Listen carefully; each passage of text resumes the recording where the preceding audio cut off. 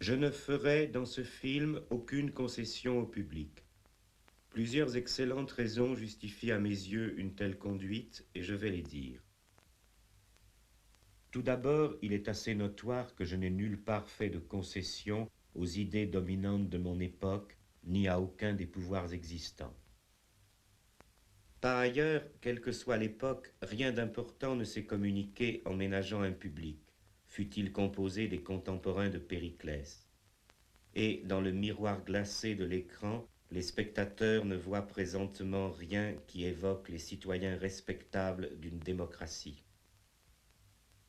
Voilà bien l'essentiel. Ce public si parfaitement privé de liberté et qui a tout supporté mérite moins que tout autre d'être ménagé. Les manipulateurs de la publicité, avec le cynisme traditionnel de ceux qui savent que les gens sont portés à justifier les affronts dont ils ne se vengent pas, lui annoncent aujourd'hui tranquillement que, quand on aime la vie, on va au cinéma. Mais cette vie et ce cinéma sont également peu de choses, et c'est par là qu'ils sont effectivement échangeables avec indifférence.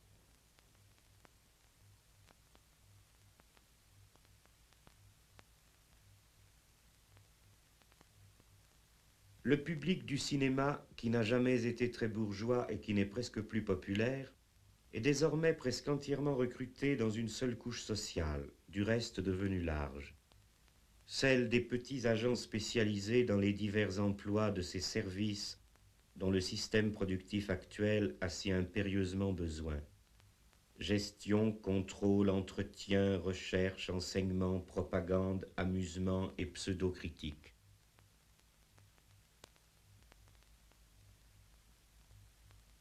C'est là suffisamment dire ce qu'ils sont. Il faut compter aussi, bien sûr, dans ce public qui va encore au cinéma, la même espèce quand, plus jeune, elle n'en est qu'au stade d'un apprentissage sommaire de ses diverses tâches d'encadrement. Au réalisme et aux accomplissements de ce fameux système, on peut déjà connaître les capacités personnelles des exécutants qu'il a formés. Et en effet, ceux-ci se trompent sur tout et ne peuvent que déraisonner sur des mensonges. Ce sont des salariés pauvres qui se croient des propriétaires, des ignorants mystifiés qui se croient instruits et des morts qui croient voter. Comme le mode de production les a durement traités, de progrès en promotion, ils ont perdu le peu qu'ils avaient et gagné ce dont personne ne voulait. Ils collectionnent les misères et les humiliations de tous les systèmes d'exploitation du passé, ils n'en ignorent que la révolte. Ils ressemblent beaucoup aux esclaves, parce qu'ils sont parqués en masse et à l'étroit dans de mauvaises bâtisses malsaines et lugubres. Mal nourris d'une alimentation polluée et sans goût, mal soignés dans leurs maladies toujours renouvelées, continuellement et mesquinement surveillés, entretenus dans l'analphabétisme modernisé et les superstitions spectaculaires qui correspondent aux intérêts de leurs maîtres. Ils sont transplantés loin de leur province ou de leur quartier, dans un paysage nouveau et hostile, suivant les convenances concentrationnaires de l'industrie présente. Ils ne sont que des chiffres dans des graphiques que dressent des imbéciles. Ils meurent par séries sur les routes à chaque épidémie de grippe, à chaque vague de chaleur, à chaque erreur de ceux qui falsifient leurs aliments, à chaque innovation technique profitable aux multiples entrepreneurs d'un décor dont ils essuient les plâtres. Leurs éprouvantes conditions d'existence entraînent leur dégénérescence physique, intellectuelle, mentale.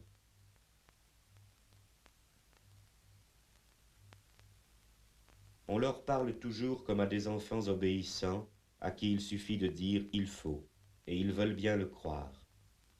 Mais surtout, on les traite comme des enfants stupides, devant qui bafouillent et délirent des dizaines de spécialisations paternalistes, improvisées de la veille, leur faisant admettre n'importe quoi en le leur disant n'importe comment, et aussi bien le contraire le lendemain. Séparés entre eux par la perte générale de tout langage adéquat aux faits, perte qui leur interdit le moindre dialogue, séparés par leur incessante concurrence, toujours pressés par le fouet, dans la consommation ostentatoire du néant, et donc séparés par l'envie la moins fondée et la moins capable de trouver quelque satisfaction, ils sont même séparés de leurs propres enfants, naguère encore la seule propriété de ceux qui n'ont rien. On leur enlève en bas âge le contrôle de ces enfants, déjà leurs rivaux, qui n'écoutent plus du tout les opinions informes de leurs parents et sourient de leur échec flagrant, méprisent non sans raison leur origine et se sentent bien davantage les fils du spectacle régnant que de ceux de ces domestiques qui les ont par hasard engendrés. Ils se rêvent les métis de ces nègres-là. Derrière la façade du ravissement simulé, dans ces couples comme entre eux et leur progéniture, on n'échange que des regards de haine. Cependant, ces travailleurs privilégiés de la société marchande accomplie ne ressemblent pas aux esclaves en ce sens qu'ils doivent pourvoir eux-mêmes à leur entretien.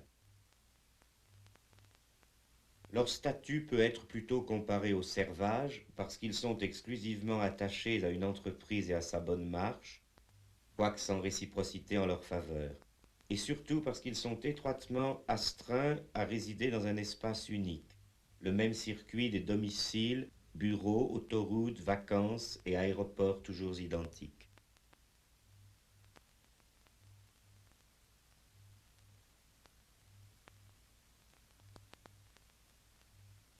Mais ils ressemblent aussi aux prolétaires modernes par l'insécurité de leurs ressources, qui est en contradiction avec la routine programmée de leurs dépenses, et par le fait qu'il leur faut se louer sur un marché libre sans rien posséder de leurs instruments de travail, par le fait qu'ils ont besoin d'argent.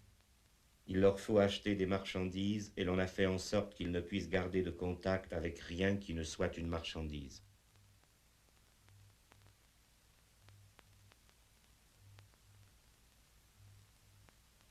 Mais où pourtant leur situation économique s'apparente plus précisément au système particulier du péonnage, c'est en ceci que cet argent autour duquel tourne toute leur activité, on ne leur en laisse même plus le maniement momentané.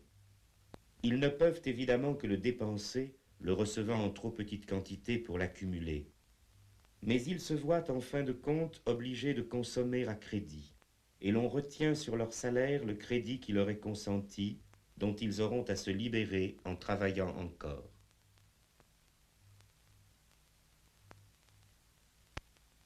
Comme toute l'organisation de la distribution des biens est liée à celle de la production et de l'État, on rogne sans gêne sur toutes leurs rations, de nourriture comme d'espace, en quantité et en qualité. Quoique restant formellement des travailleurs et des consommateurs libres, ils ne peuvent s'adresser ailleurs, car c'est partout que l'on se moque d'eux.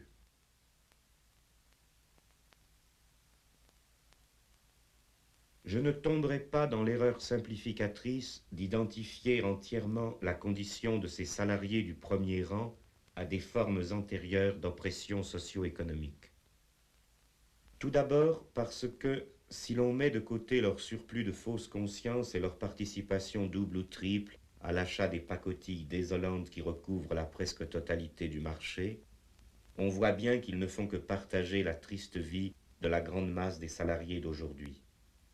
C'est d'ailleurs dans l'intention naïve de faire perdre de vue cette enrageante trivialité que beaucoup assurent qu'ils se sentent gênés de vivre parmi les délices alors que le dénuement accable des peuples lointains. Une autre raison de ne pas les confondre avec les malheureux du passé, c'est que leur statut spécifique comporte en lui-même des traits indiscutablement modernes. Pour la première fois dans l'histoire, voilà des agents économiques hautement spécialisés qui, en dehors de leur travail, doivent faire tout eux-mêmes. Ils conduisent eux-mêmes leur voiture et commencent à pomper eux-mêmes leur essence, ils font eux-mêmes leurs achats, ou ce qu'ils appellent de la cuisine, ils se servent eux-mêmes dans les supermarchés comme dans ce qui a remplacé les wagons-restaurants. Sans doute leur qualification très indirectement productive a-t-elle été vite acquise. Mais ensuite, quand ils ont fourni leur quotient horaire de ce travail spécialisé, il leur faut faire de leurs mains tout le reste. Notre époque n'en est pas encore venue à dépasser la famille, l'argent, la division du travail. Et pourtant, on peut dire que pour ceux-là déjà, la réalité effective s'en est presque entièrement dissoute dans la simple dépossession. Ceux qui n'avaient jamais eu de proie l'ont lâché pour l'ombre. Le caractère illusoire des richesses que prétend distribuer la société actuelle, s'il n'avait pas été reconnu en toutes les autres matières, serait suffisamment démontré par cette seule observation que c'est la première fois qu'un système de tyrannie entretient aussi mal ses familiers, ses experts, ses bouffons. Serviteurs surmenés du vide, le vide les gratifie en monnaie à son effigie. Autrement dit, c'est la première fois que des pauvres croient faire partie d'une élite économique malgré l'évidence contraire. Non seulement ils travaillent, ces malheureux spectateurs, mais personne ne travaille pour eux, et moins que personne les gens qu'ils payent. Car leurs fournisseurs mêmes se considèrent plutôt comme leurs contremaîtres, jugeant s'ils sont venus assez vaillamment au ramassage des ersatz qu'ils ont le devoir d'acheter. Rien ne saurait cacher l'usure véloce qui est intégrée dès la source, non seulement pour chaque objet matériel, mais jusque sur le plan juridique dans leurs rares propriétés. De même qu'ils n'ont pas reçu d'héritage, ils n'en laisseront pas.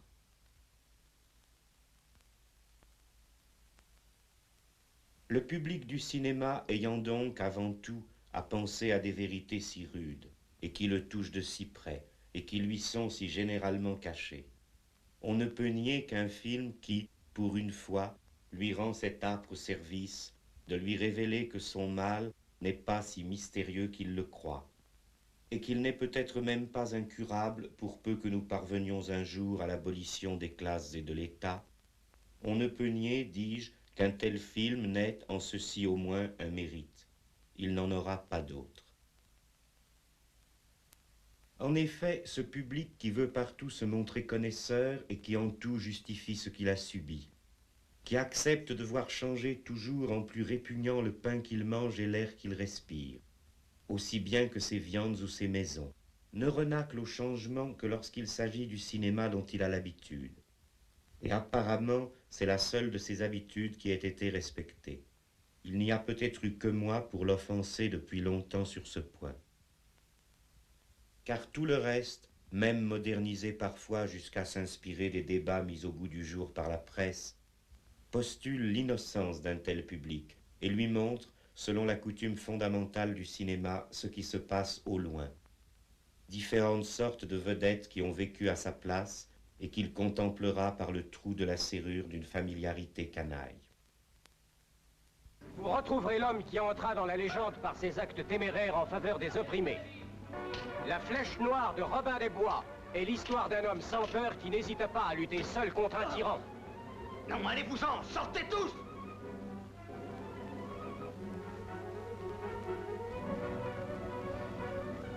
Robin des Bois est fini. Mort. Non, Robin des Bois est plus vivant que jamais et il vous enthousiasmera par son incomparable audace.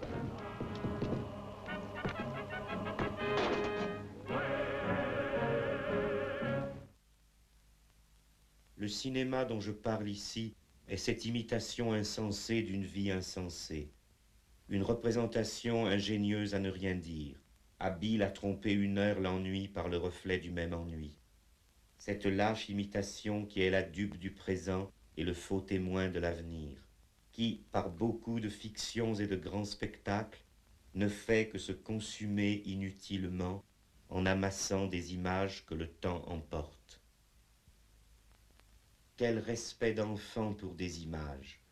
Il va bien à cette plèbe des vanités, toujours enthousiaste et toujours déçue, sans goût parce qu'elle n'a eu de rien une expérience heureuse, et qui ne reconnaît rien de ses expériences malheureuses parce qu'elle est sans goût et sans courage, au point qu'aucune sorte d'imposture, générale ou particulière, n'a jamais pu lasser sa crédulité intéressée.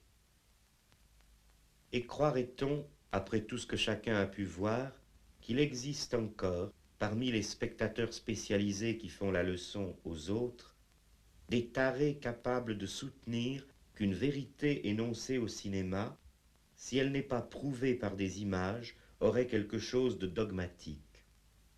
D'ailleurs, la domesticité intellectuelle de cette saison appelle envieusement discours du maître ce qui décrit sa servitude. Quant au dogme ridicule de ses patrons, elle s'y identifie si pleinement qu'elle ne les connaît pas. Que faudrait-il prouver par des images? Rien n'est jamais prouvé que par le mouvement réel qui dissout les conditions existantes, c'est-à-dire l'organisation des rapports de production d'une époque et les formes de fausses consciences qui ont grandi sur cette base. On n'a jamais vu d'erreur s'écrouler faute d'une bonne image. Celui qui croit que les capitalistes sont bien armés pour gérer toujours plus rationnellement l'expansion de son bonheur et les plaisirs variés de son pouvoir d'achat reconnaîtra ici des têtes capables d'hommes d'État. Et celui qui croit que les bureaucrates staliniens constituent le parti du prolétariat verra là de belles têtes d'ouvriers. Les images existantes ne prouvent que les mensonges existants. Les anecdotes représentées sont les pierres dont était bâti tout l'édifice du cinéma. On n'y retrouve rien d'autre que les vieux personnages du théâtre, mais sur une scène plus spacieuse et plus mobile, ou du roman, mais dans des vêtements et environnements plus directement sensibles. C'est une société et non une technique qui a fait le cinéma ainsi. Il aurait pu être examen historique, théorie, essai, mémoire. Il aurait pu être le film que je fais en ce moment.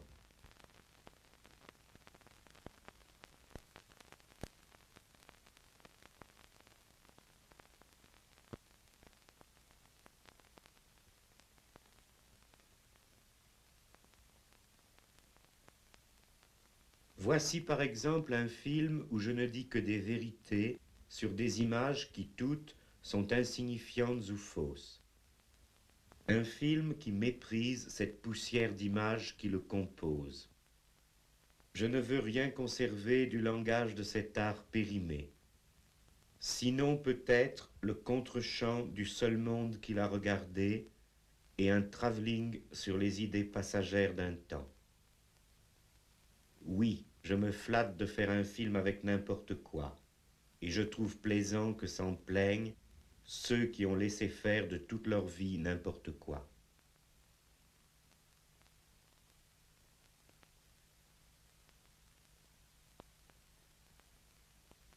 J'ai mérité la haine universelle de la société de mon temps, et j'aurais été fâché d'avoir d'autres mérites aux yeux d'une telle société. Mais j'ai observé que c'est encore dans le cinéma que j'ai soulevé l'indignation la plus parfaite et la plus unanime. On a même poussé le dégoût jusqu'à m'y piller beaucoup moins souvent qu'ailleurs, jusqu'ici en tout cas. Mon existence même y reste une hypothèse généralement réfutée. Je me vois donc placé au-dessus de toutes les lois du genre. Aussi, comme le disait Swift, ce n'est pas une mince satisfaction pour moi que de présenter un ouvrage absolument au-dessus de toute critique. Pour justifier aussi peu que ce soit l'ignominie complète de ce que cette époque aura écrit ou filmé, il faudrait un jour pouvoir prétendre qu'il n'y a eu littéralement rien d'autre, et par là même que rien d'autre, on ne sait trop pourquoi, n'était possible. Eh bien, cette excuse embarrassée, à moi seul, je suffirais à l'anéantir par l'exemple. Et comme je n'aurais eu besoin d'y consacrer que fort peu de temps et de peine, rien ne m'a paru devoir me faire renoncer à une telle satisfaction.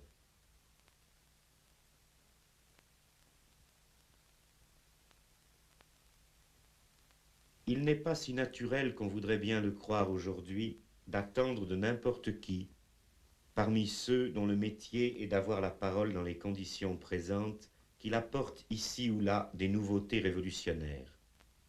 Une telle capacité n'appartient évidemment qu'à celui qui a rencontré partout l'hostilité et la persécution, et non point les crédits de l'État.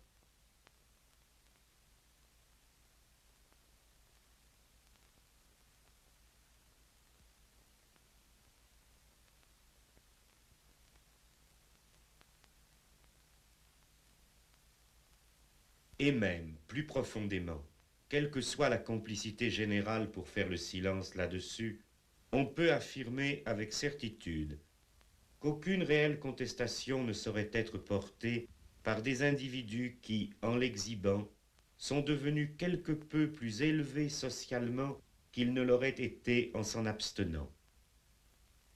Tout cela ne fait qu'imiter l'exemple bien connu de ce florissant personnel syndical et politique toujours prêt à prolonger d'un millénaire la plainte du prolétaire, à seule fin de lui conserver un défenseur.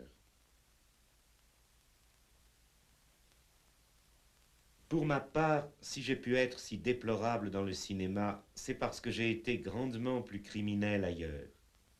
De prime abord, j'ai trouvé bon de m'adonner au renversement de la société, et j'ai agi en conséquence. J'ai pris ce parti dans un moment où presque tous croyaient que l'infamie existante, dans sa version bourgeoise ou dans sa version bureaucratique, avait le plus bel avenir. Et depuis lors, je n'ai pas, comme les autres, changé d'avis une ou plusieurs fois avec le changement des temps. Ce sont plutôt les temps qui ont changé selon mes avis. Il y a là de quoi déplaire aux contemporains.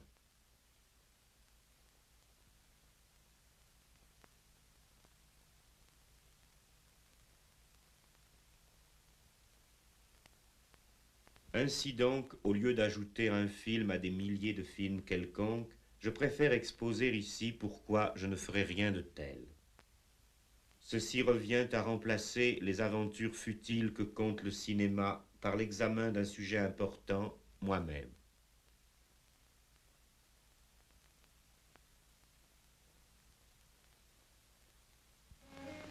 Mais avant de mourir, pourrais-je savoir qui vous êtes?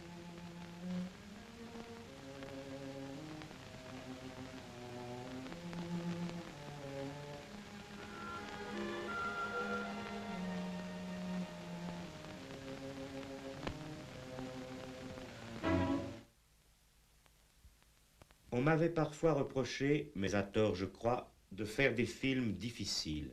Je vais pour finir en faire un. À qui se fâche de ne pas comprendre toutes les allusions, ou qui même s'avoue incapable de distinguer nettement mes intentions, je répondrai seulement qu'il doit se désoler de son inculture et de sa stérilité, et non de mes façons. Il a perdu son temps à l'université où se revendent à la sauvette des petits stocks de connaissances abîmées. À considérer l'histoire de ma vie, je vois bien clairement que je ne peux pas faire ce que l'on appelle une œuvre cinématographique. Et je crois pouvoir en convaincre aisément n'importe qui, tant par le fond que par la forme de ce discours. Il me faut d'abord repousser la plus fausse des légendes, selon laquelle je serais une sorte de théoricien des révolutions. Ils ont l'air de croire à présent, les petits hommes, que j'ai pris les choses par la théorie, que je suis un constructeur de théories, savante architecture qu'il n'y aurait plus qu'à aller habiter du moment qu'on en connaît l'adresse, et dont on pourrait même modifier un peu une ou deux bases 10 ans plus tard et en déplaçant 3 feuilles de papier, pour atteindre à la perfection définitive de la théorie qui opérerait leur salut.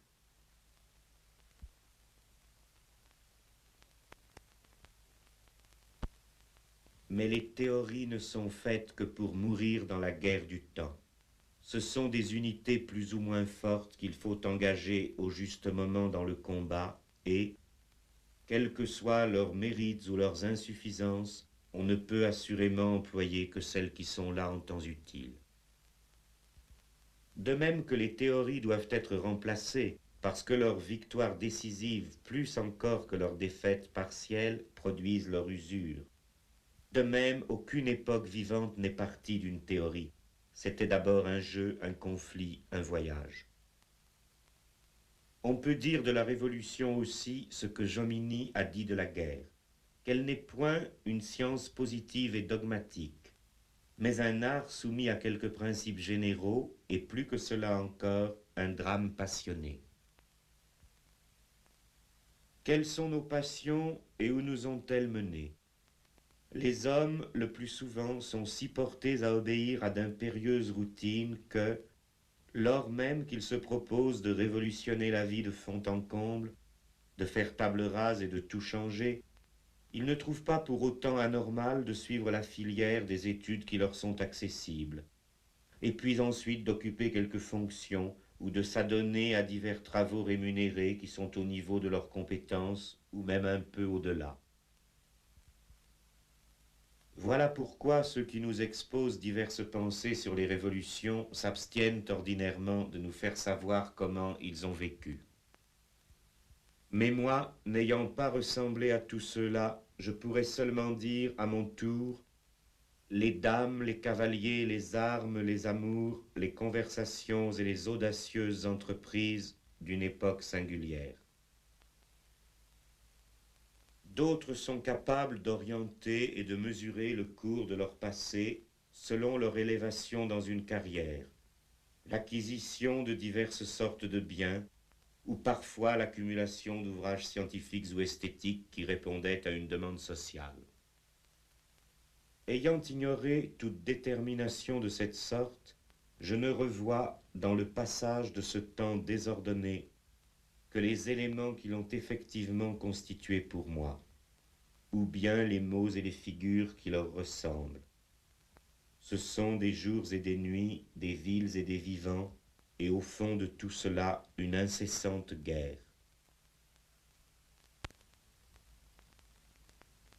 J'ai passé mon temps dans quelques pays de l'Europe, et c'est au milieu du siècle, quand j'avais 19 ans, que j'ai commencé à mener une vie pleinement indépendante. Et tout de suite, je me suis trouvé comme chez moi dans la plus malfamée des compagnies. C'était à Paris, une ville qui était alors si belle que bien des gens ont préféré y être pauvres plutôt que riches n'importe où ailleurs. Qui pourrait, à présent qu'il n'en reste rien, comprendre cela, hormis ceux qui se souviennent de cette gloire? Qui d'autre pourrait savoir les fatigues et les plaisirs que nous avons connus dans ces lieux où tout est devenu si mauvais? Ici fut la demeure antique du roi de Hou. L'herbe fleurit en paix sur ses ruines. Là, ce profond palais des Tsines, somptueux jadis et redouté. Tout cela est à jamais fini. Tout s'écoule à la fois, les événements et les hommes, comme ces flots incessants du Yangtze-Kiang qui vont se perdre dans la mer.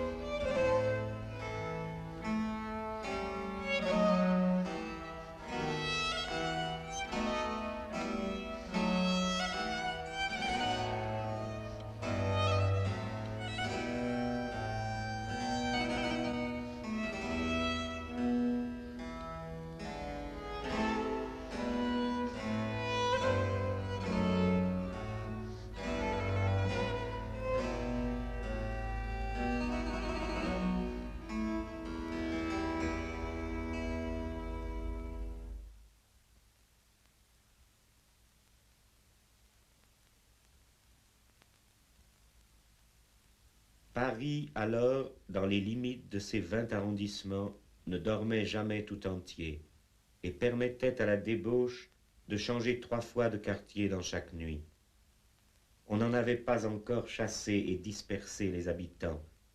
Il y restait un peuple qui avait 10 fois barricadé ses rues et mis en fuite des rois. C'était un peuple qui ne se payait pas d'image. on n'aurait pas osé, quand il vivait dans sa ville, lui faire manger ou lui faire boire ce que la chimie de substitution n'avait pas encore osé inventer. Les maisons n'étaient pas désertes dans le centre ou revendues à des spectateurs de cinéma qui sont nés ailleurs, sous d'autres poutres apparentes. La marchandise moderne n'était pas encore venue nous montrer tout ce que l'on peut faire d'une rue. Personne, à cause des urbanistes, n'était obligé d'aller dormir au loin. On n'avait pas encore vu, par la faute du gouvernement, le ciel s'obscurcir et le beau temps disparaître, et la fausse brume de la pollution couvrir en permanence la circulation mécanique des choses dans cette vallée de la désolation. Les arbres n'étaient pas morts étouffés, et les étoiles n'étaient pas éteintes par le progrès de l'aliénation. Les menteurs étaient comme toujours au pouvoir, mais le développement économique ne leur avait pas encore donné les moyens de mentir sur tous les sujets, ni de confirmer leurs mensonges en falsifiant le contenu effectif de toute la production. On aurait été aussi étonné alors de trouver imprimés ou construits dans Paris tous ces livres rédigés depuis en béton et en amiante, et tous ces bâtiments maçonnés en place-sophisme, qu'on le serait aujourd'hui si l'on voyait ressurgir un Donatello ou un Thucydide. Musil, dans L'homme sans qualité, note qu'il est des activités intellectuelles où ce ne sont pas les gros livres, mais les petits traités qui font la fierté d'un homme. Si quelqu'un venait à découvrir, par exemple, que les pierres, dans certaines circonstances restées jusqu'alors inobservées, peuvent parler, il ne lui faudrait que peu de pages pour décrire et expliquer un phénomène aussi révolutionnaire. Je me bornerai donc à peu de mots pour annoncer que, quoi que d'autres veuillent en dire, Paris n'existe plus.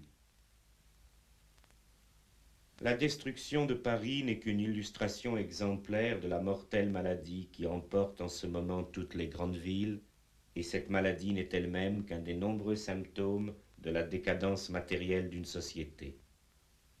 Mais Paris avait plus à perdre qu'aucune autre.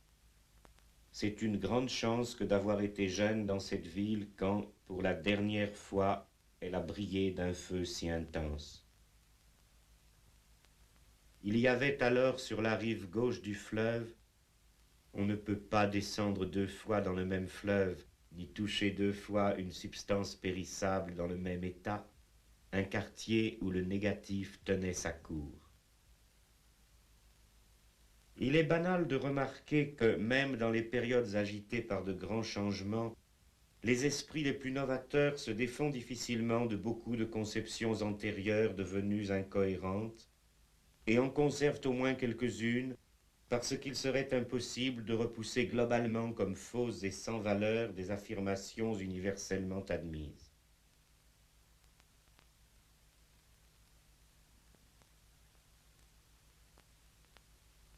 Il faut pourtant ajouter, quand on connaît par la pratique ce genre d'affaires, que de telles difficultés cessent d'encombrer dès le moment où un groupe humain commence à fonder son existence réelle sur le refus délibéré de ce qui est universellement admis et sur le mépris complet de ce qui pourra en advenir.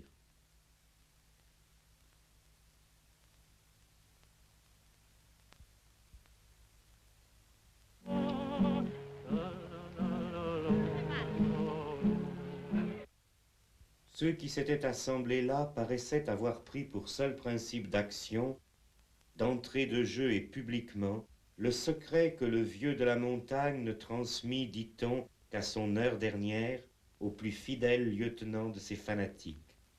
Rien n'est vrai, tout est permis. Dans le présent, ils n'accordaient aucune sorte d'importance à ceux qui n'étaient pas parmi eux, et je pense qu'ils avaient raison. Et dans le passé, si quelqu'un éveillait leur sympathie, c'était Arthur Cravant, déserteur de 17 nations, ou peut-être aussi Lacenaire, bandit lettré.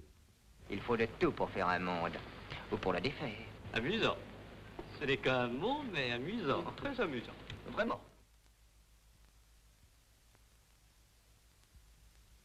Dans ce site, l'extrémisme s'était proclamé indépendant de toute cause particulière et s'était superbement affranchi de tout projet.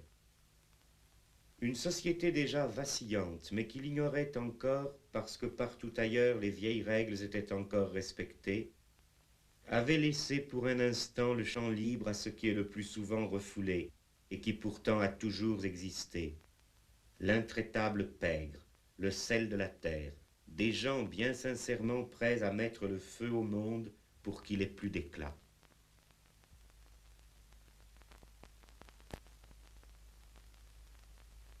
Article 488. La majorité est fixée à 21 ans accomplis. À cet âge, on est capable de tous les actes de la vie civile.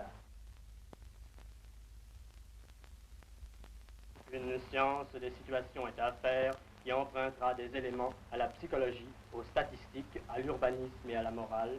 Ces éléments devront concourir à un but absolument nouveau, une création consciente des situations. Mais on ne parle pas de ça dans ce film. L'ordre règne et ne gouverne pas. Le démon des armes, vous vous souvenez, c'est cela. Personne ne nous suffisait. Tout de même, la grêle sur les bannières de verre, on s'en souviendra de cette planète. Article 489. Le majeur, qui est dans un état habituel d'imbécilité, de démence ou de fureur, doit être interdit, même lorsque cet état présente des intervalles lucides. Après toutes les réponses à contre-temps et la jeunesse qui se fait vieille, la nuit retombe de bien haut. Nous vivons en enfants perdus nos aventures incomplètes.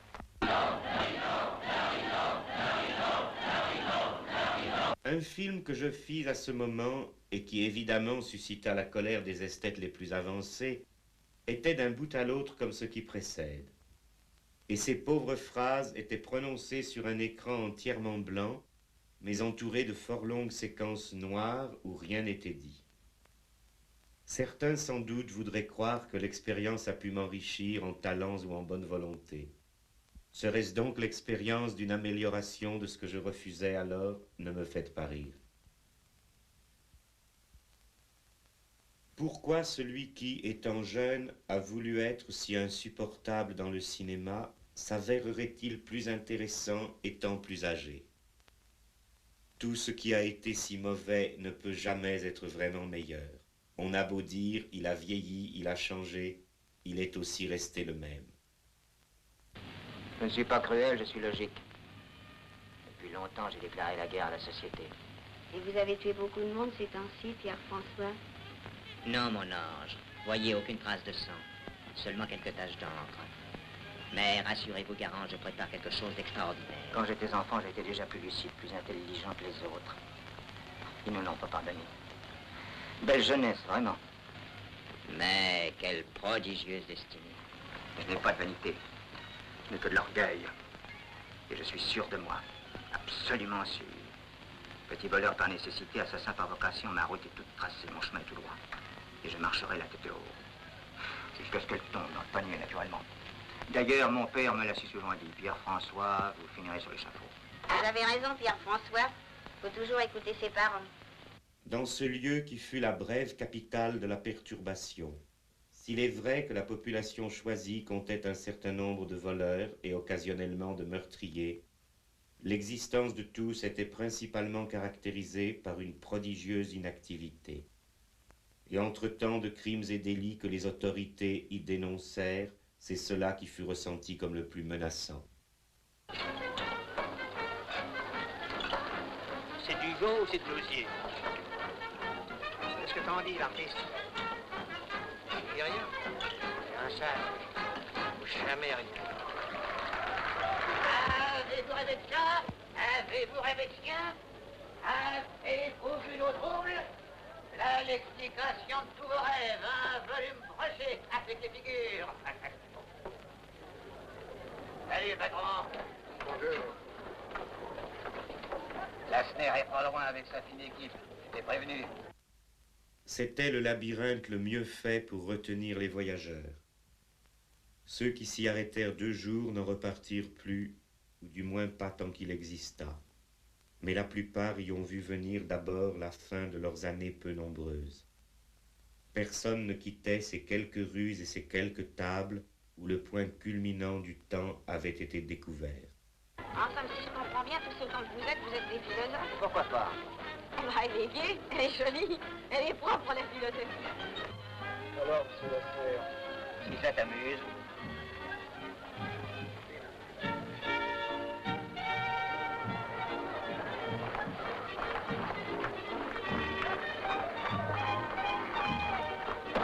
Tous s'admiraient d'avoir soutenu un défi si magnifiquement désastreux.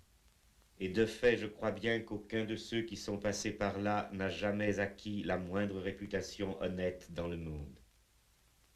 Alors, mes carreaux. Voyons, patron, on ne peut plus s'amuser? On se gorge?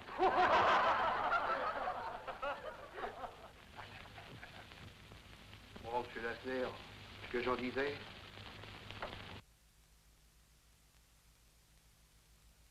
Chacun buvait quotidiennement plus de verres qu'un syndicat ne dit de mensonges pendant toute la durée d'une grève sauvage.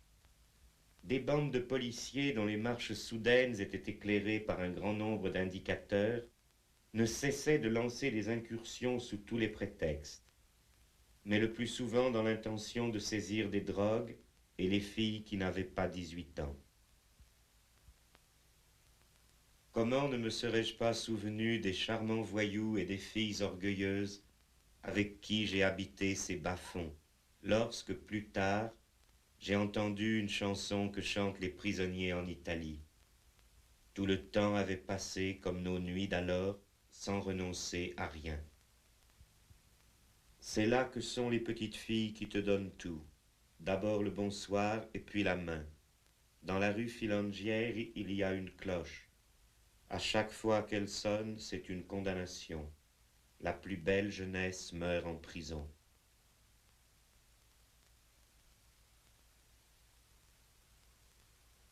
Quoique méprisant toutes les illusions idéologiques et assez indifférent à ce qui viendrait plus tard leur donner raison, ces réprouvés n'avaient pas dédaigné d'annoncer au dehors ce qui allait suivre.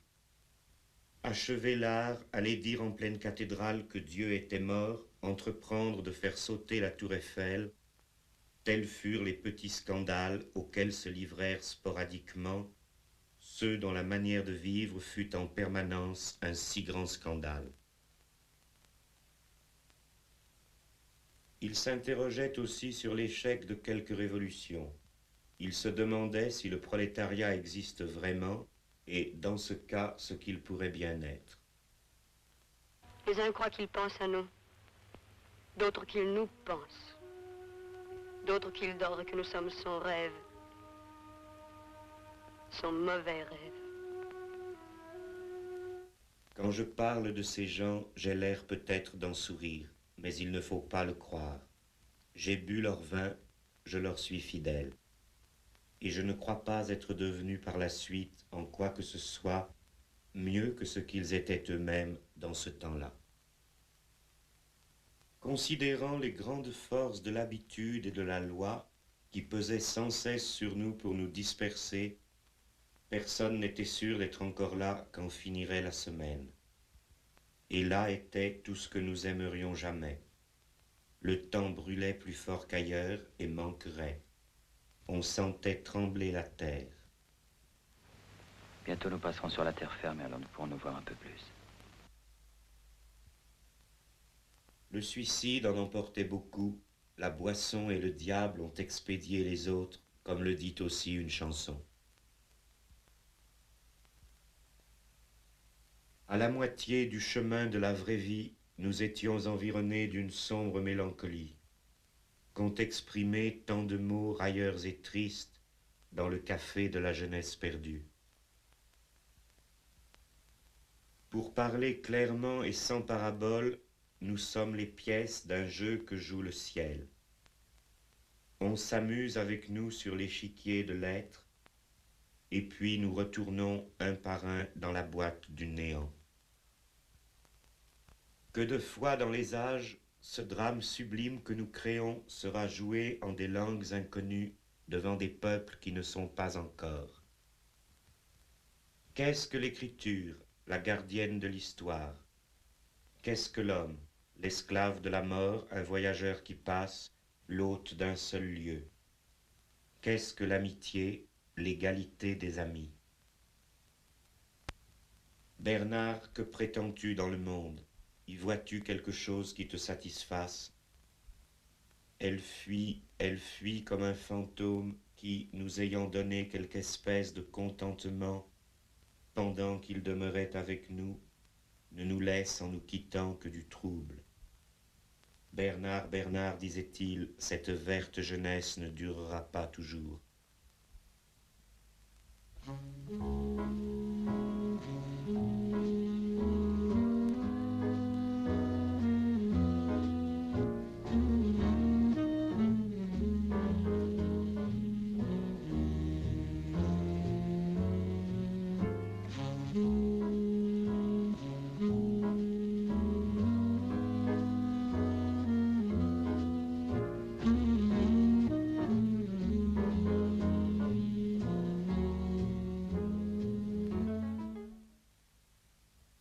Mais rien ne traduisait ce présent sans issue et sans repos, comme l'ancienne phrase qui revient intégralement sur elle-même, étant construite lettre par lettre comme un labyrinthe dont on ne peut sortir, de sorte qu'elle accorde si parfaitement la forme et le contenu de la perdition. In girom imus nocte et consumimur igni.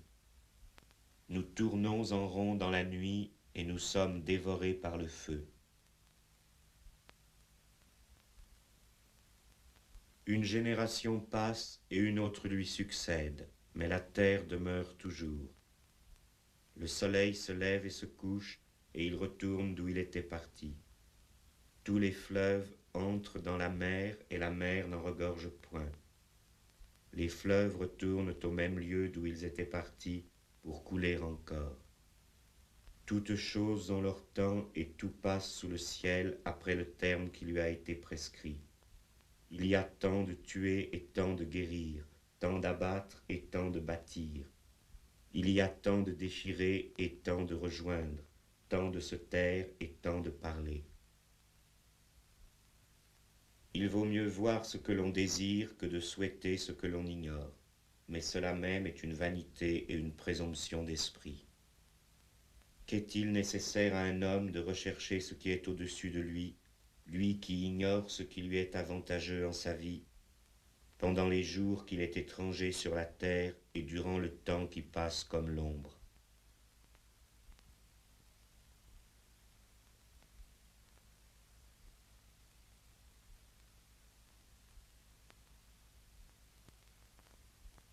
Non, nous allons passer la rivière et nous reposer à l'ombre de ses arbres.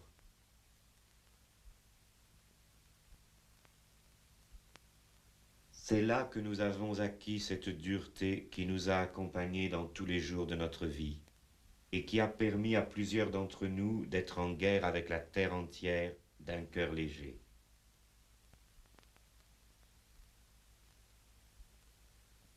Et quant à moi particulièrement, je suppose que c'est à partir des circonstances de ce moment que j'ai suivi tout naturellement l'enchaînement de tant de violences et de tant de ruptures où tant de gens furent traités si mal. Et toutes ces années passées en ayant toujours, pour ainsi dire, le couteau à la main.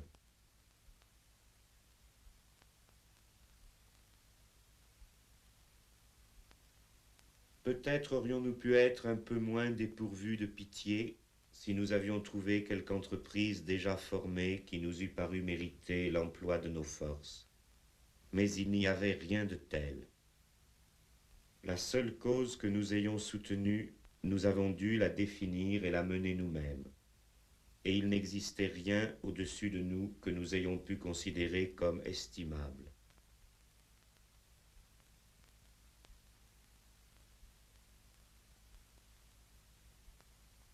Pour quelqu'un qui pense et qui agit de la sorte, il est vrai qu'il n'y a pas d'intérêt à écouter un instant de trop ceux qui trouvent quelque chose de bon ou seulement quelque chose à ménager dans les conditions existantes, ou ceux qui perdent le chemin qu'ils avaient paru vouloir suivre, ni même parfois ceux qui n'ont pas compris assez vite.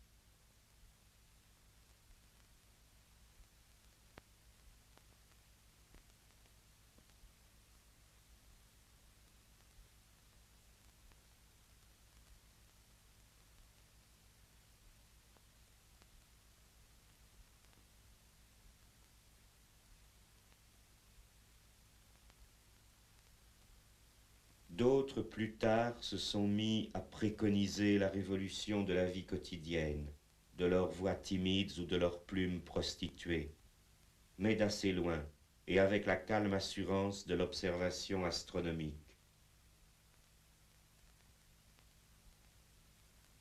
Cependant, quand on a eu l'occasion de prendre part à une tentative de ce genre, et si l'on a échappé aux brillantes catastrophes qui l'environnent ou la suivent, on ne se trouve pas dans une position si facile.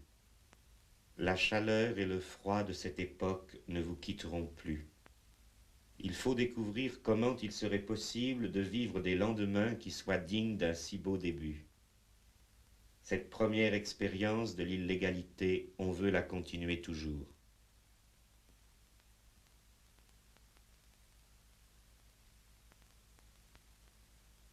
Voilà comment s'est embrasée peu à peu une nouvelle époque d'incendie, dont aucun de ceux qui vivent en ce moment ne verra la fin. L'obéissance est morte. Il est admirable de constater que les troubles qui sont venus d'un lieu infime et éphémère ont finalement ébranlé l'ordre du monde. On n'ébranlerait jamais rien par de tels procédés si l'on avait affaire à une société harmonieuse et qui saurait gérer sa puissance. Mais la nôtre, on le sait maintenant, était tout le contraire. Quant à moi, je n'ai jamais rien regretté de ce que j'ai fait, et j'avoue que je suis encore complètement incapable d'imaginer ce que j'aurais pu faire d'autre, étant ce que je suis.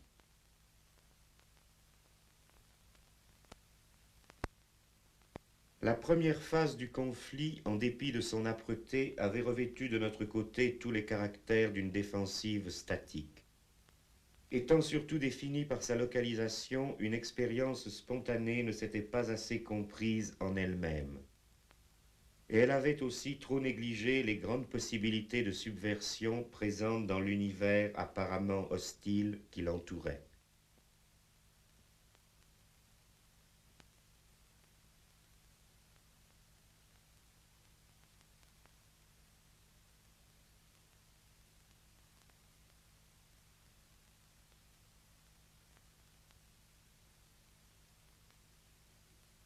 Alors que l'on voyait notre défense submergée et déjà quelques courages faiblir, nous fûmes quelques-uns à penser qu'il faudrait sans doute continuer en nous plaçant dans la perspective de l'offensive.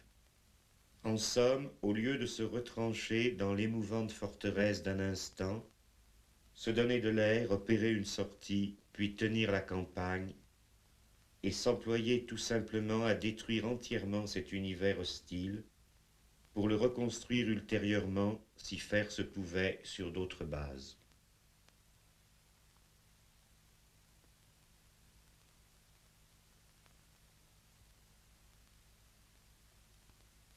Il y avait eu des précédents, mais ils étaient alors oubliés.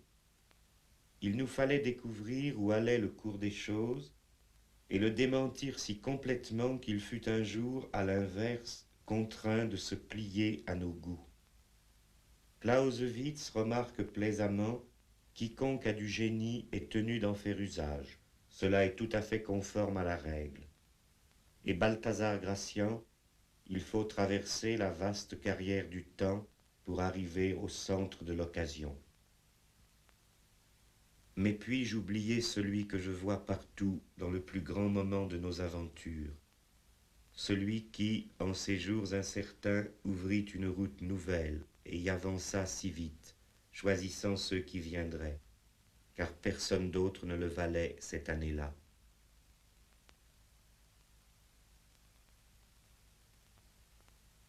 On eût dit qu'en regardant seulement la ville et la vie, il les changeait.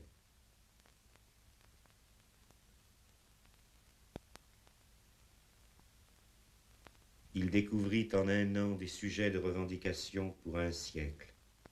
Les profondeurs et les mystères de l'espace urbain furent sa conquête.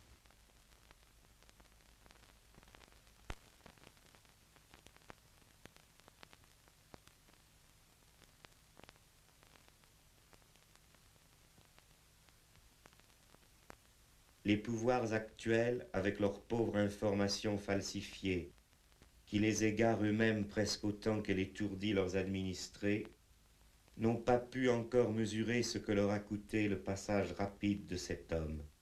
Mais qu'importe, les naufrageurs n'écrivent leur nom que sur l'eau.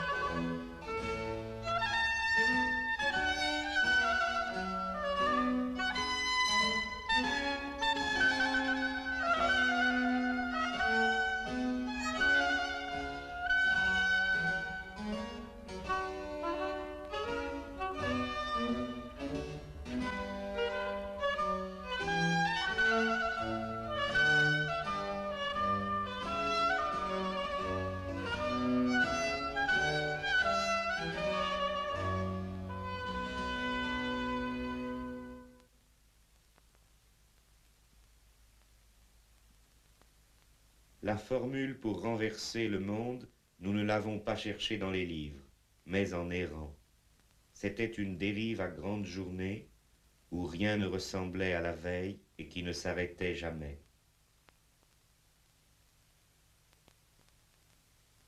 Surprenante rencontre, obstacle remarquable, grandiose trahison, enchantement périlleux. Rien ne manqua dans cette poursuite d'un autre Graal néfaste dont personne n'avait voulu. Et même, un jour malheureux, le plus beau joueur parmi nous se perdit dans les forêts de la folie. Il n'y a pas de folie plus grande que l'organisation présente de la vie. Avions-nous à la fin rencontré l'objet de notre quête? Il faut croire que nous l'avions au moins fugitivement aperçu. Parce qu'il est en tout cas flagrant qu'à partir de là, nous nous sommes trouvés en état de comprendre la vie fausse à la lumière de la vraie, et possesseurs d'un bien étrange pouvoir de séduction, car personne ne nous a depuis lors approchés sans vouloir nous suivre. Et donc nous avions remis la main sur le secret de diviser ce qui était uni. Ce que nous avions compris, nous ne sommes pas allés le dire à la télévision. Nous n'avons pas aspiré au subside de la recherche scientifique, ni aux éloges des intellectuels de journaux. Nous avons porté de l'huile là où était le feu.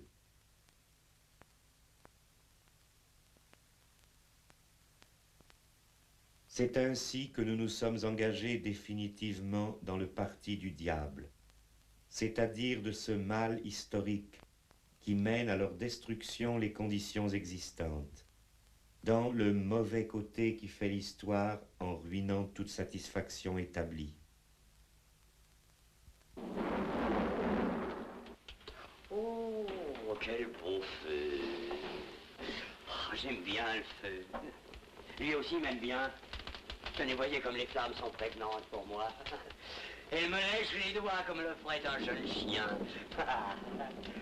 C'est agréable. Pardonnez-moi, je ne me suis pas présenté. Plus vrai que mon nom, mes titres ne vous diraient pas grand-chose. Je viens de si loin.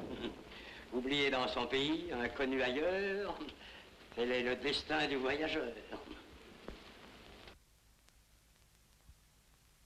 Ceux qui n'ont pas encore commencé à vivre mais se réservent pour une meilleure époque, et qui ont donc une si grande peur de vieillir, n'attendent rien de moins qu'un paradis permanent. L'un le place dans une révolution totale, et l'autre, c'est parfois le même, dans un stade supérieur de son ascension de salarié. En somme, ils attendent que leur soit devenu accessible ce qu'ils ont contemplé dans l'imagerie inversée du spectacle, une unité heureuse éternellement présente. Mais ceux qui ont choisi de frapper avec le temps savent que leur arme est également leur maître, et qu'ils ne peuvent s'en plaindre. Il est aussi le maître de ceux qui n'ont pas d'armes, et maître plus dur. Quand on ne veut pas se ranger dans la clarté trompeuse du monde à l'envers, on passe en tout cas parmi ces croyants pour une légende controversée, un invisible et malveillant fantôme, un pervers prince des ténèbres. Beau titre après tout, le système des lumières présentes n'en décerne pas de si honorable. Mais aurais-je interrompu votre partie? Ça ne fait rien, je t'ai battu d'avance. Croyez-vous?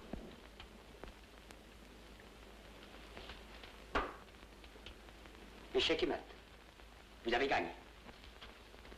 C'est si simple, les échecs.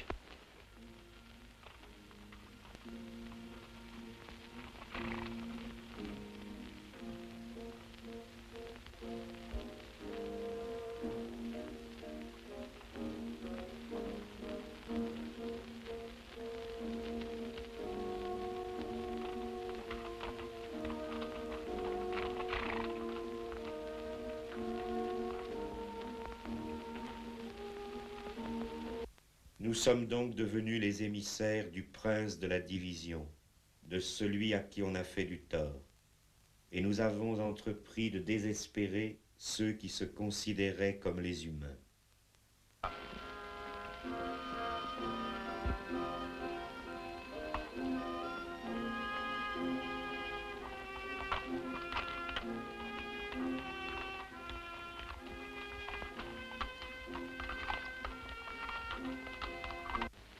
Les autres nous aiment, ils souffrent pour nous. Nous les regardons, nous nous en allons. Joli voyage. Le diable paye les frais. Tout au long des années qui suivirent, des gens de 20 pays se trouvèrent pour entrer dans cette obscure conspiration aux exigences illimitées.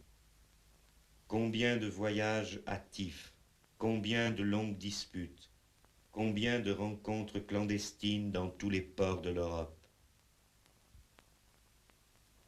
Ainsi fut tracé le programme le mieux fait pour frapper d'une suspicion complète l'ensemble de la vie sociale. Classes et spécialisations, travail et divertissement, marchandises et urbanisme, idéologie et État. Nous avons démontré que tout était à jeter. Et un tel programme ne contenait nulle autre promesse que celle d'une autonomie sans frein et sans règles. Ces perspectives sont aujourd'hui entrées dans les mœurs, et partout l'on combat pour ou contre elles. Mais alors elles eussent certainement paru chimériques si la conduite du capitalisme moderne n'avait pas été plus chimérique encore.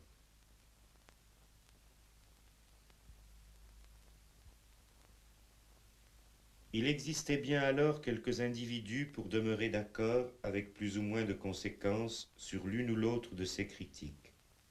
Mais pour les reconnaître toutes, il n'y avait personne, et d'autant moins pour savoir les formuler et les mettre à jour. C'est pourquoi aucune autre tentative révolutionnaire de cette période n'a eu la moindre influence sur la transformation du monde.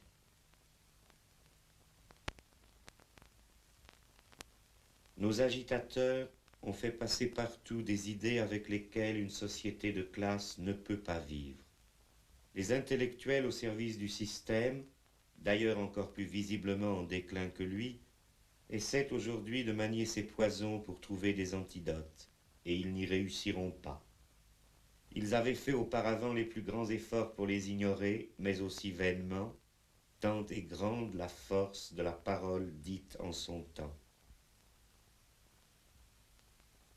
Tandis que le continent était parcouru par nos menées séditieuses qui commençaient même à toucher les autres, Paris, où l'on pouvait si bien passer inaperçu, était encore au milieu de tous nos voyages, comme le plus fréquenté de nos rendez-vous.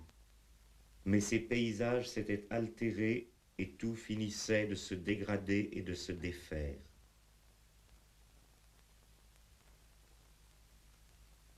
Et pourtant, le soleil couchant de cette cité laissait par place quelques lueurs, quand nous regardions s'y écouler les derniers jours, nous retrouvant dans un décor qui allait être emporté et occupé de beautés qui ne reviendront pas.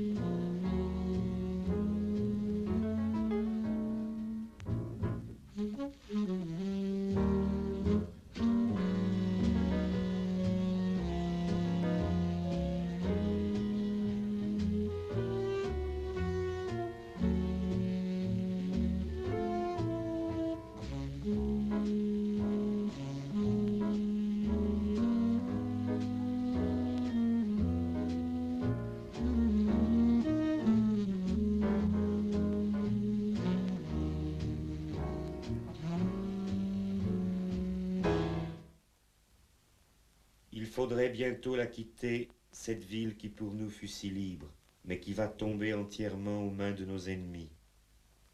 Déjà s'y appliquent sans recours leur loi aveugle qui refait tout à leur ressemblance, c'est-à-dire sur le modèle d'une sorte de cimetière.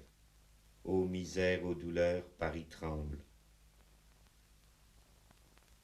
Il faudra la quitter, mais non sans avoir tenté une fois de s'en emparer à force ouverte. Il faudra enfin la quitter, après tant d'autres choses, pour suivre la voie que déterminent les nécessités de notre étrange guerre qui nous a menés si loin.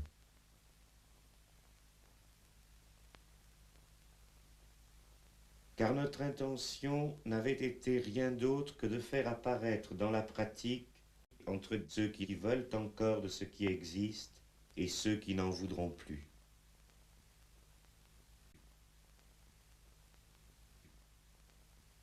Diverses époques ont eu ainsi leurs grands conflits, qu'elles n'ont pas choisis, mais où il faut choisir son camp.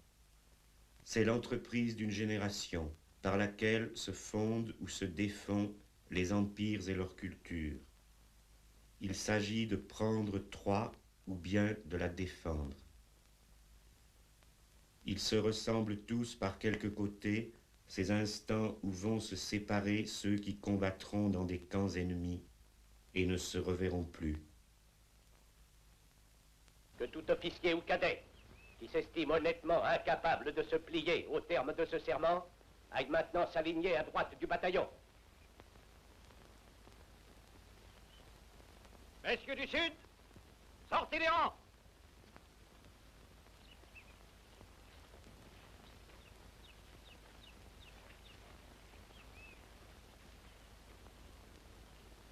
Messieurs du Sud, à vos rangs. Académie militaire des États-Unis, à gauche, alignement.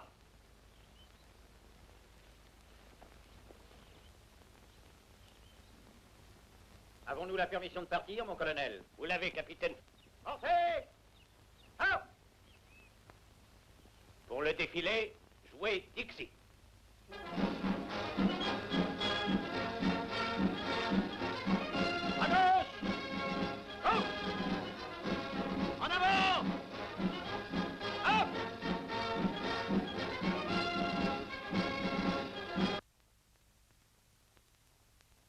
C'est un beau moment que celui où se met en mouvement un assaut contre l'ordre du monde.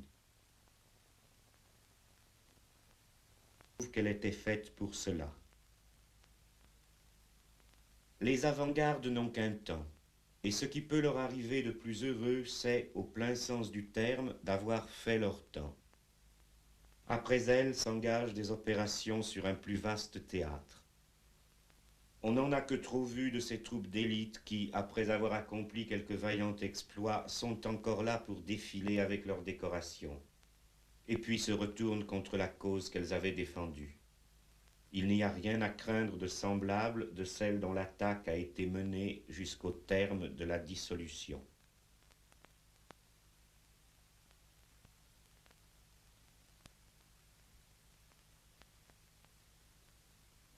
Je me demande ce que certains avaient espéré de mieux. Le particulier s'use en combattant. Un projet historique ne peut certainement pas prétendre conserver une éternelle jeunesse à l'abri des coups. L'objection sentimentale est aussi vaine que les chicanes pseudo-stratégiques. Cependant, tes os se consumeront ensevelis dans les champs d'Ilion pour une entreprise inachevée.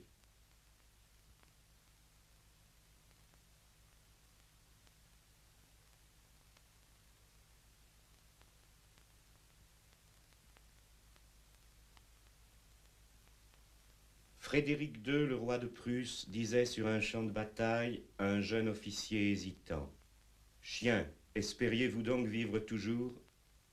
Et Sarpédon dit à Glaucos au 12e chant de l'Iliade: « Amis, si, échappant à cette guerre, nous devions pour toujours être exempts de la vieillesse et de la mort, je resterai moi-même en arrière. Mais 1000 morts sont incessamment suspendus sur nos têtes.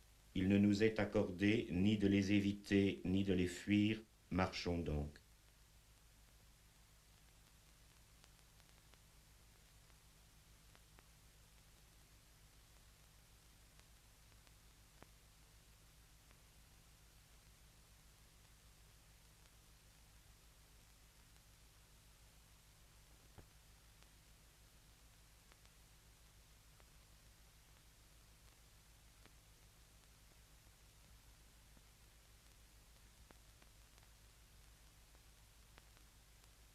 Quand retombe cette fumée, bien des choses apparaissent changées. Une époque a passé. Qu'on ne demande pas maintenant ce que valaient nos armes. Elles sont restées dans la gorge du système des mensonges dominants. Son air d'innocence ne reviendra plus.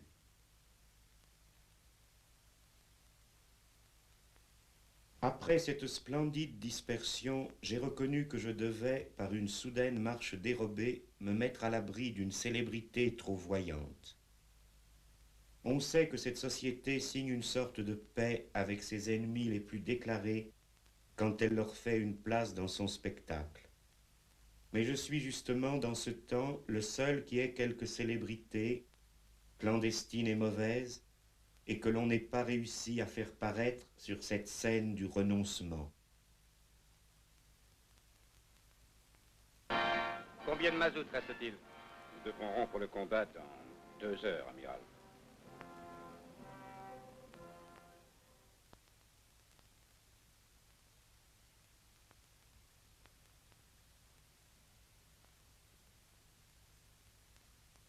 Les difficultés ne s'arrêtent pas là. Je trouverais aussi vulgaire de devenir une autorité dans la contestation de la société que dans cette société même, ce qui n'est pas peu dire. J'ai donc dû refuser en diverses contrées de me mettre à la tête de toutes sortes de tentatives subversives, plus anti-hiérarchiques les unes que les autres, mais dont on m'offrait quand même le commandement. Comment le talent ne commanderait-il pas en ces matières quand il en a une telle expérience ? Mais je voulais montrer que l'on peut fort bien rester, après quelques succès historiques, aussi peu riche qu'on l'était avant en pouvoir et en prestige. Ce que j'en avais par moi-même à l'origine m'a toujours suffi. J'ai refusé aussi de polémiquer sur 1000 détails avec les nombreux interprètes et récupérateurs de ce qui a déjà été fait. Je n'avais pas à décerner des brevets de je ne sais quelle orthodoxie, ni à trancher entre diverses naïves ambitions qui s'écroulent aussi bien sans qu'on y touche. Ils ignoraient que le temps n'attend pas, que la bonne volonté ne suffit pas, et qu'il n'y a pas de propriété à acquérir ni à maintenir sur un passé qui n'est plus corrigible. Le mouvement profond qui mènera nos luttes historiques jusqu'où elles peuvent aller demeure seul juge du passé quand il agit dans son temps. J'ai fait en sorte qu'aucune pseudo-suite ne vienne fausser le compte-rendu de nos opérations. Ceux qui, un jour, auront fait mieux, donneront librement leurs commentaires qui eux-mêmes ne passeront pas inaperçus. Je me suis donné les moyens d'intervenir de plus loin, sachant aussi que le plus grand nombre des observateurs, comme d'habitude, souhaitaient surtout que je me taise. Je suis exercé de longue date à mener une existence obscure et insaisissable.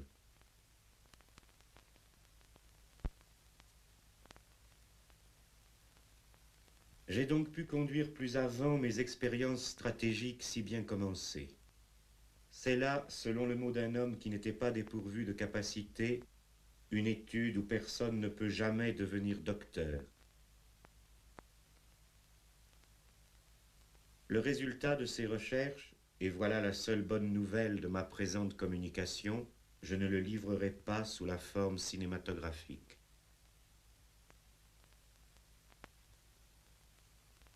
Mais bien entendu, toutes les idées sont vides quand la grandeur ne peut plus être rencontrée dans l'existence de chaque jour.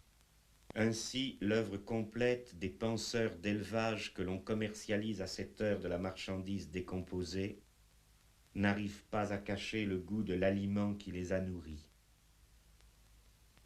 J'ai donc habité pendant ces années un pays où j'étais peu connu.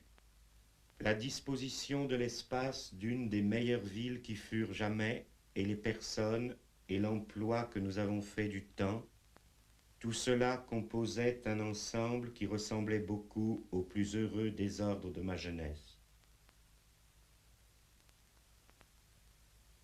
Je n'ai nulle part recherché de société paisible, et c'est tant mieux, car je n'en ai pas vu une seule. Je suis fort calomnié en Italie, où l'on s'est plu à me faire une réputation de terroriste.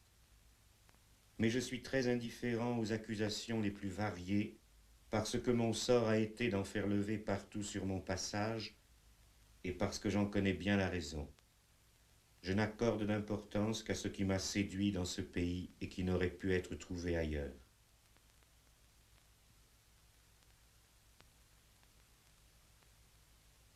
Je revois celle qui était là comme une étrangère dans sa ville.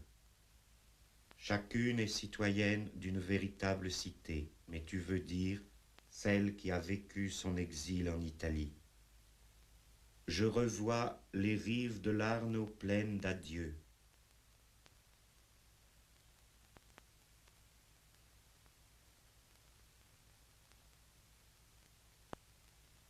Et moi aussi, après bien d'autres, j'ai été banni de Florence.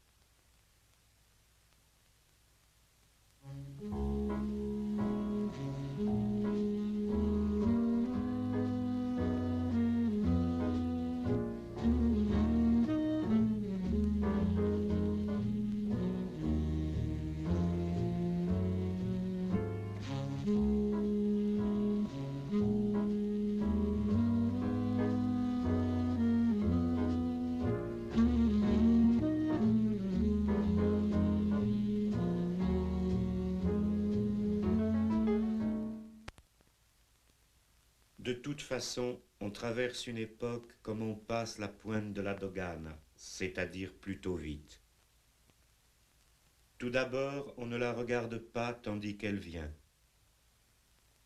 Et puis on la découvre en arrivant à sa hauteur, et l'on doit convenir qu'elle a été bâtie ainsi et pas autrement. Mais déjà nous doublons ce cap, et nous le laissons après nous, et nous nous avançons dans des eaux inconnues.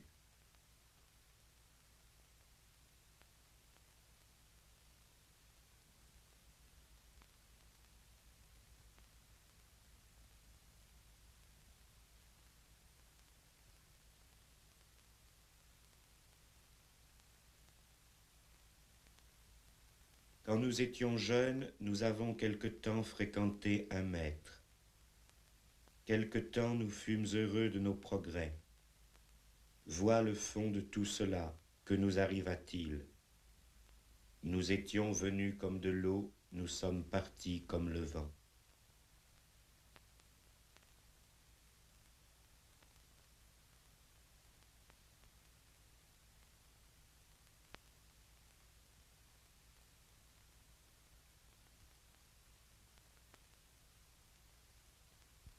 Dites-moi plutôt ce que vous êtes devenu. Je suis devenu célèbre.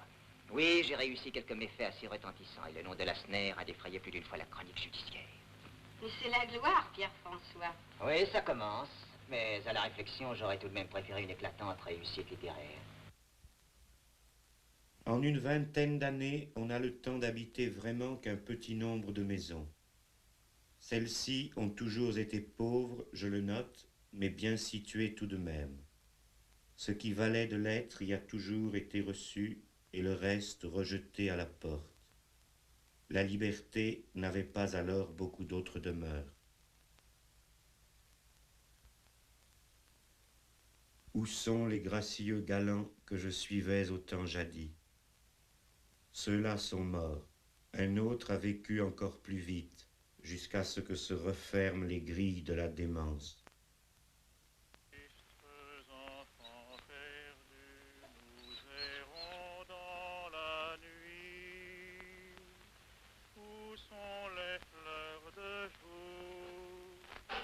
Les plaisirs de l'amour, les lumières de la vie.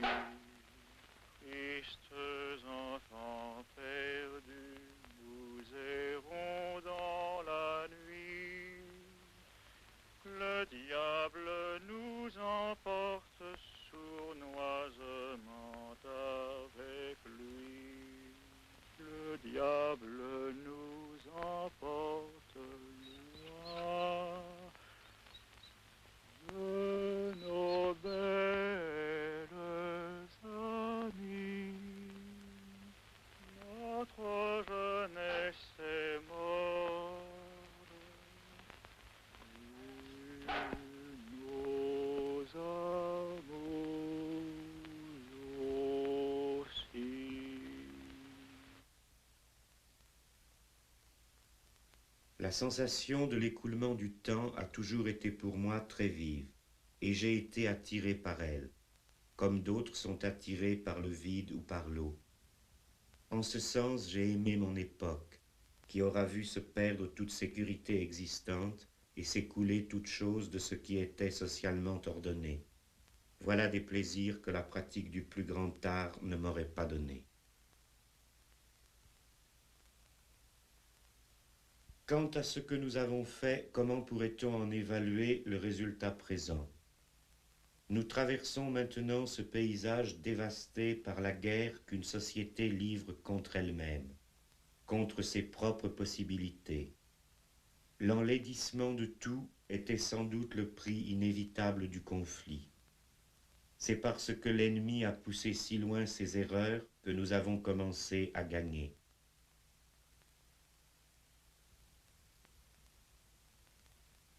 La cause la plus vraie de la guerre, dont on a donné tant d'explications fallacieuses, c'est qu'elle devait forcément venir comme un affrontement sur le changement. Il ne lui restait plus rien des caractères d'une lutte entre la conservation et le changement. Nous étions nous-mêmes plus que personne les gens du changement dans un temps changeant. Les propriétaires de la société étaient obligés, pour se maintenir, de vouloir un changement qui était l'inverse du nôtre. Nous voulions tout reconstruire, et eux aussi, mais dans des directions diamétralement opposées. Ce qu'ils ont fait montre suffisamment en négatif notre projet.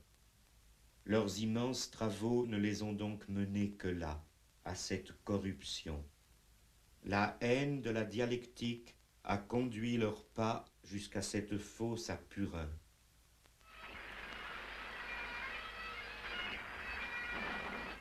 Nous devions faire disparaître, et nous avions pour cela de bonnes armes, toute illusion de dialogue entre ces perspectives antagonistes. Et puis les faits donneraient leur verdict.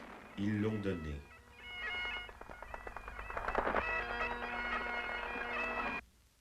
Elle est devenue ingouvernable, cette terre gâtée où les nouvelles souffrances se déguisent sous le nom des anciens plaisirs et où les gens ont si peur.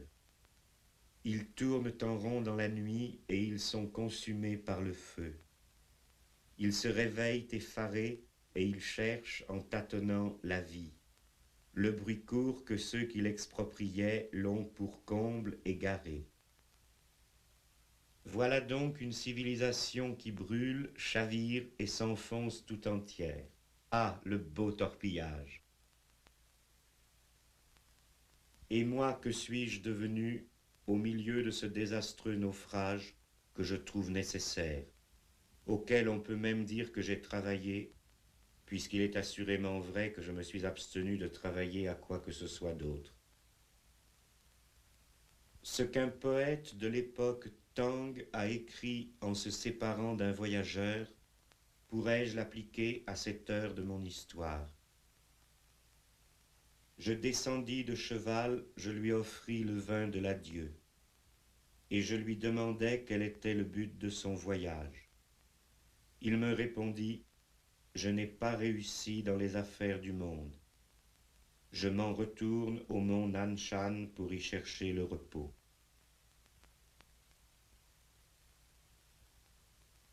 Mais non, je vois très distinctement qu'il n'y a pas pour moi de repos.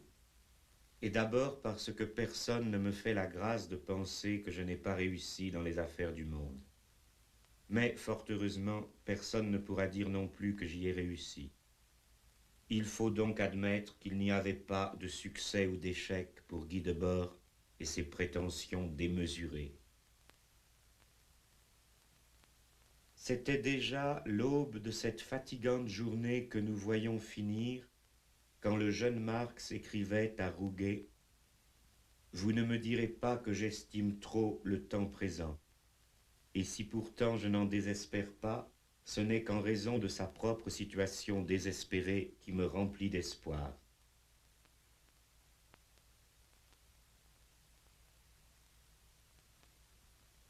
L'appareillage d'une époque pour la froide histoire n'a rien apaisé, je dois le dire, de ces passions dont j'ai donné de si beaux et si tristes exemples. Comme le montrent encore ces dernières réflexions sur la violence, il n'y aura pour moi ni retour ni réconciliation.